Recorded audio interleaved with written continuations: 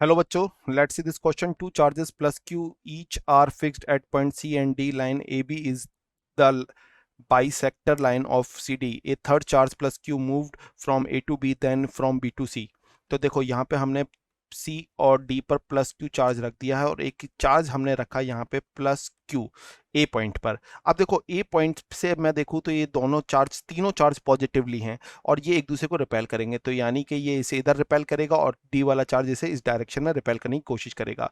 But अगर मैं इसे ए टू बी मूव कराने की कोशिश करता हूँ या अलोंग द लाइन ऑफ इसी लाइन पे मैं आगे भी ले आने की कोशिश करता हूँ, तो यहाँ पे जो चार्ज हमारा रहेगा, इस पोजीशन पर जो चार्ज रहेगा, ये जो इक्विलिब्रियम है, क्योंकि इस पे लगेगा तो इलेक्ट्रिक फील्ड बैलेंस, बट ये एक अनस्टेबल इक्विलिब्रियम की कंडीशन है, अनस्टेबल कंडीशन में रहेगा। इसे पुश करेंगे, बट जैसे ही इसे हम बी पॉइंट पे लेके आएंगे तो बी पॉइंट पे ये अनस्टेबल इक्विलिब्रियम की कंडीशन में आ जाएगा। अनस्टेबल इक्विलिब्रियम मैं क्यों कह रहा हूं? क्योंकि जैसे ही मैं इसे थोड़ा सा भी ए टू बी टू ए या बी से नीचे की तरफ मूव करूंगा, तुरंत ये स्विच कर जाएगा या अवे फ्रॉम बी मूव करेगा। तो उस केस में मैं देखूं कि जो मैक्सिमम पोटेंशियल एनर्जी है वो मुझे कहां मिल रही है, एट बी पॉइंट मुझे इसकी मैक्सिमम पोटेंशियल एनर्जी मिल मिल रही है।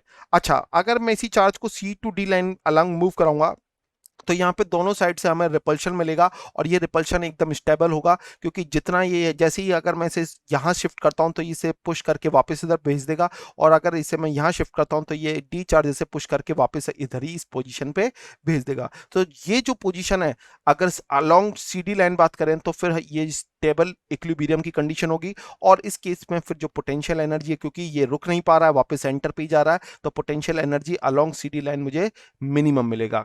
तो अगर मैं आप यहाँ पे ऑप्शंस को रीड आउट करूँ तो देखो यहाँ पे हम पहला ऑप्शन देखते हैं, from A to B electrostatic potential energy will decrease, जो कि बिल्कुल रॉन्ग स्टेटमेंट है। From A to B electrostatic potential energy will increase, ये बिल्कुल सही स्टेटमेंट, क्योंकि बी पॉइंट पे आके पोटेंशियल एनर्जी मैक्सिमम हो रही है। फिर हम सी स्टेटमेंट देखते हैं, from B to C electrostatic potential energy will increases.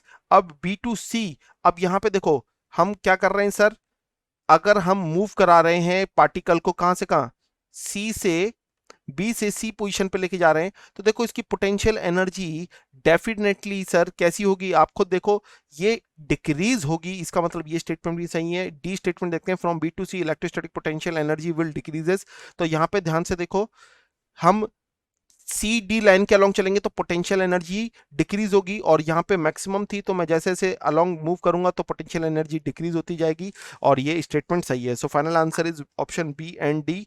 So best of luck.